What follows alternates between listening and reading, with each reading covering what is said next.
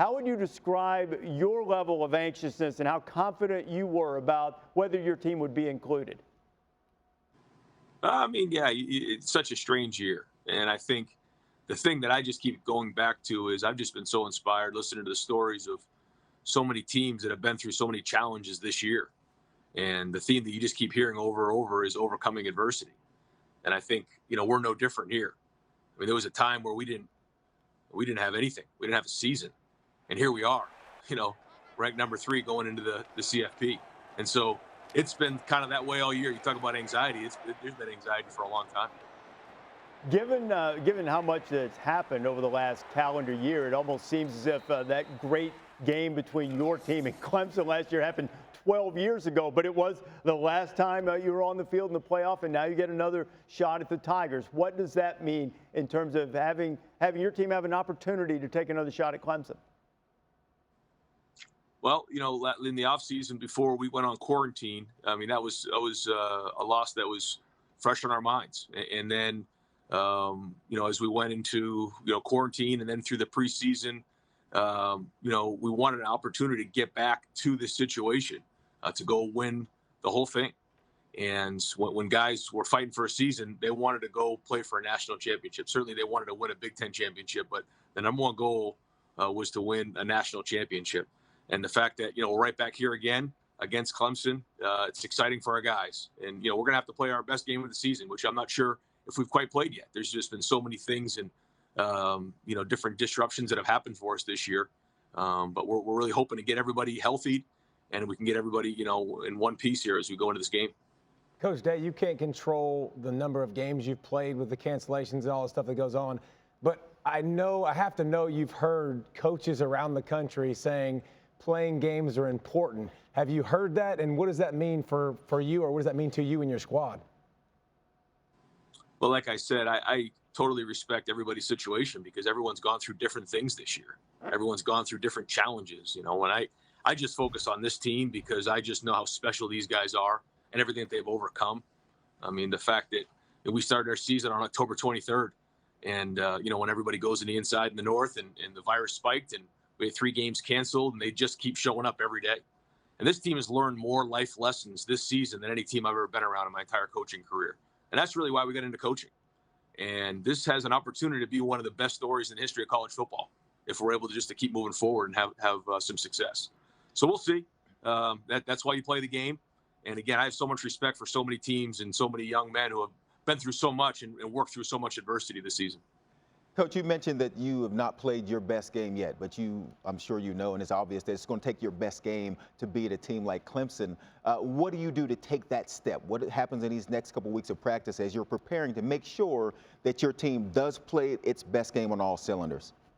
Yeah, Joe, we've got to do a great job in preparation. I mean, we've got to do every day.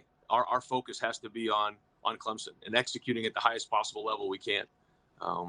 We know because we were there last year how much it hurts if you don't execute, and the margin for error is tiny when you play a team like Clemson. So we have to learn from what happened last year and win all those 50-50 plays. We have to do a great job in all 3 phases. We got to do a great job in the red zone. We got to do a great job on third down. We got to do all those things that matter in big games. And if we do, that'll give us our best chance. And Coach, throughout the season, you've had to deal with and overcome COVID in a variety of ways. I think a real turning point for you guys and a key moment was your game against Michigan State. The last time we had seen you guys play was the win against Indiana. You gave up 491 passing yards. Justin Fields threw 3 picks. I think a lot of people were wondering if you guys really were a top 4 team. Your game against Illinois gets canceled. You fly out late to Michigan State. You guys aren't even sure if you're playing. You're not there to coach. You're down 3-0 linemen in Tough Borland. How important was that for you guys, do you think, to win that game by 40 points? And what kind of impression do you think that made? I mean, I think it showed a lot about our team. I think you're right. That Indiana game was a strange game. We were up big at halftime and then kind of let them back into it, gave up too many big plays. But that was a top 15 win. And then, we get hit with an outbreak. I get hit with it. We lose 5 starters. We're not really practicing the way we normally practice. We're not meeting the way we normally meet. And we're missing guys all over the place. We go up there and play the way we did at Michigan State. And then this week, we got over 20 guys, 2 full-time coaches out this weekend. And Chris Olave, Baron Browning, some really good players. were with us, and we were practicing with them for about a week, and then towards the end of the week we find out they're not with us. But the fact that we keep overcoming all these things again, I think shows the strength of this team. Hey, Ryan, I'd like to ask you about continuity and rhythm, especially on the offensive side of the ball. You touched on it there a little bit, but you have 12 days. And after the last 4, 5, 6 weeks and what you've been through, it's clear when you watch your team that you're not quite consistently living up to the potential of what it can be. How do you in practice create that continuity? How do you find that rhythm so you're hitting on all cylinders, or what you're capable of doing when you take the field on the first? Well, first off, you got to get everybody practicing together as once. Yeah. I mean, that's the problem we've had. You know, guys have been kind of in and out, but they just keep finding a way to win.